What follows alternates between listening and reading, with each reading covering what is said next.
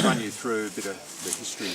The Bisset brothers, who were together here at Ishirawah during the Japanese advance, so we're talking about August the 29th, 1942.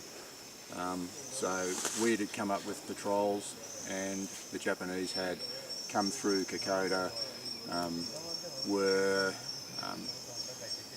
generating some fierce action in Ishirawah, and the fighting was around that area. The garrison gained a reserve, but its overall situation continued to deteriorate.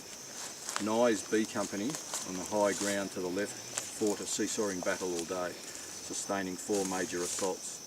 Late in the afternoon, Lieutenant T. Harold Butch Bisset, brother of Stan Bisset, was moving among his men of his platoon, distributing grenades. He was struck down by a burst of machine gun fire and was mortally wounded, so the machine guns cut him across the abdomen.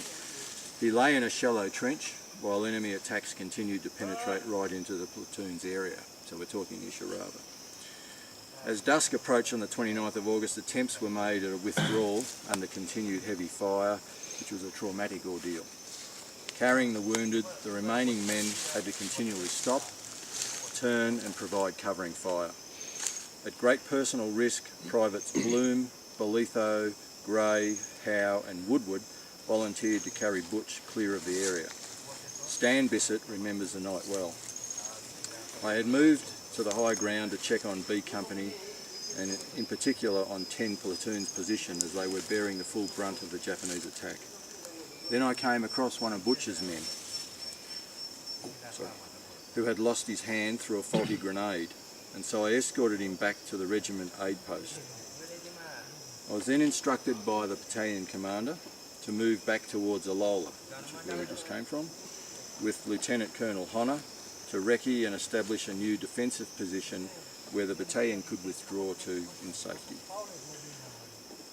It was then I heard the news about Butch's wounds and that he was being brought out by his men. He'd been shot in the stomach by machine gun fire. Don Duffy and I went out to meet him. It was a terrible wound and we knew he wouldn't live. Don administered morphine to ease the pain.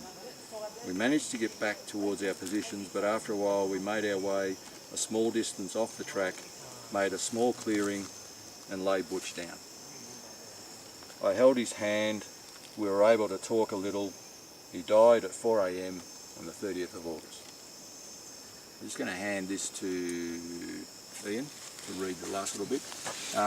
Just before he does, when the brothers were here, Butch did have one request, that Stan sing him his favourite song. So I'll play that as soon as Ian's finished what he's going to read. Thanks, Ian. Perhaps no other single death could have more deeply shocked the battalion. Butch was one of the most strongly individual men in the unit and every man's friend. He had all the manly virtues together with a rollicking sense of humour.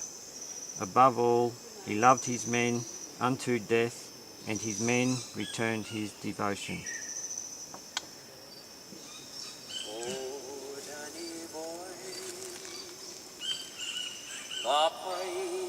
The pipes are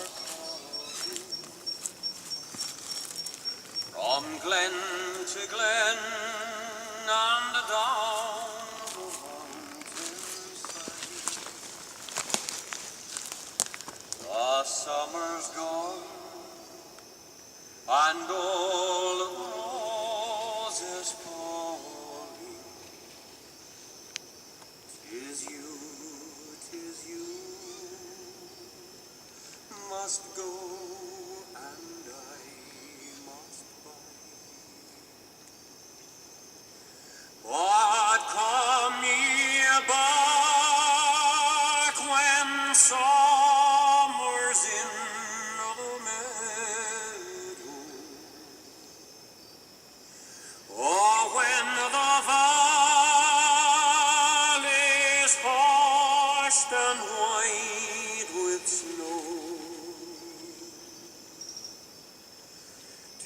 'tis I'll be there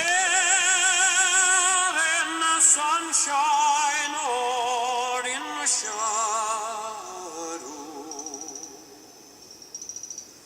Oh, Danny boy, oh, Danny boy, I love you so. And when ye come and